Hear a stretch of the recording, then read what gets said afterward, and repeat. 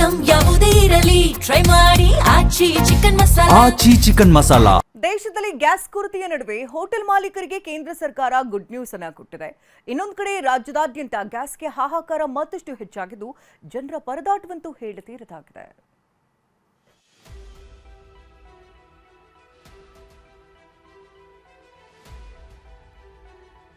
ದೇಶದ ಗಲ್ಲಿ ಗಲ್ಲಿಯಲ್ಲೂ ಸಿಲಿಂಡರ್ಗಾಗಿ ಪರದಾಟ.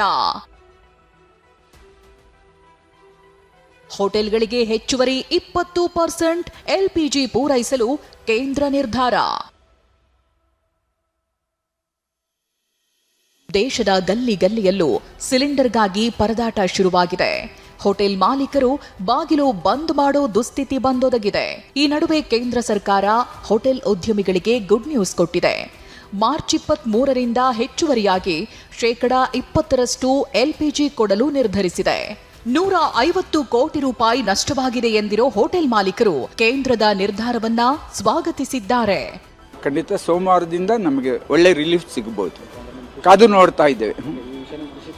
ಖಂಡಿತ ಇದು ಒಳ್ಳೆಯ ಸುದ್ದಿ, ಸ್ವಾಗತಾರ್ಹ.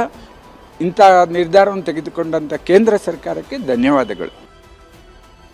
ಗ್ಯಾಸ್ ಏಜೆನ್ಸಿ ಮುಂದೆ ನೂರಾರು ಜನರ ಕ್ಯೂ.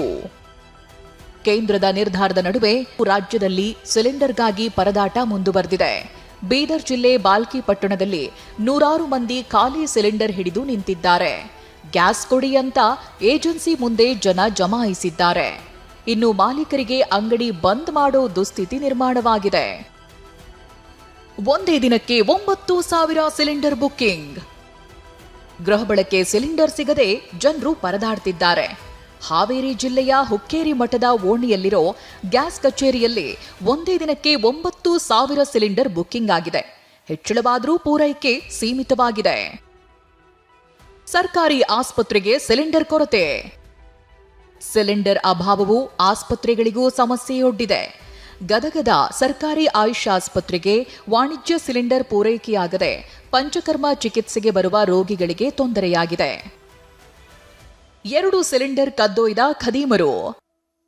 ಇನ್ನು ಸಿಲಿಂಡರ್ ಸಮಸ್ಯೆ ಅದೆಷ್ಟರ ಮಟ್ಟಿಗೆ ಬಂದಿದೆ ಅಂದ್ರೆ ಖದೀಮರು ಹಣ, ಮೊಬೈಲ್, ಚಿನ್ನ ಕದಿಯೋ ಬದಲು ಸಿಲಿಂಡರ್ ಕಳ್ಳತನಕ್ಕಿಳಿದಿದ್ದಾರೆ. ಬೆಂಗಳೂರಿನ ಬೇಗೂರು ಬಳಿಯ ಆರ್ಸಿ ಲೇಔಟ್ನಲ್ಲಿ ಖದೀಮರು 2 ಗೃಹ ಬಳಕೆ ಸಿಲಿಂಡರ್ ಹೊತ್ತೊಯ್ದಿದ್ದಾರೆ.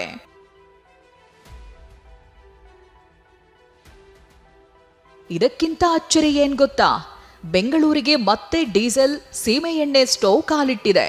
ಸಿಲಿಂಡರ್ ಸಿಗದ ಕಾರಣ ಹೋಟೆಲ್ಗಳು ಮತ್ತೆ ಹಳೆಯ ದಿನಗಳನ್ನ ನೆನಪಿಸಿಕೊಳ್ತಿವೆ.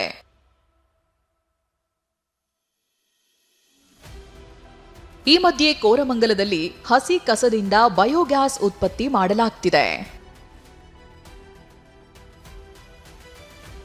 ಇನ್ನು ರಾಜಕೀಯ ದಾಳ ಪ್ರತಿದಾಳವೂ ಉರುಳುತ್ತಿದೆ.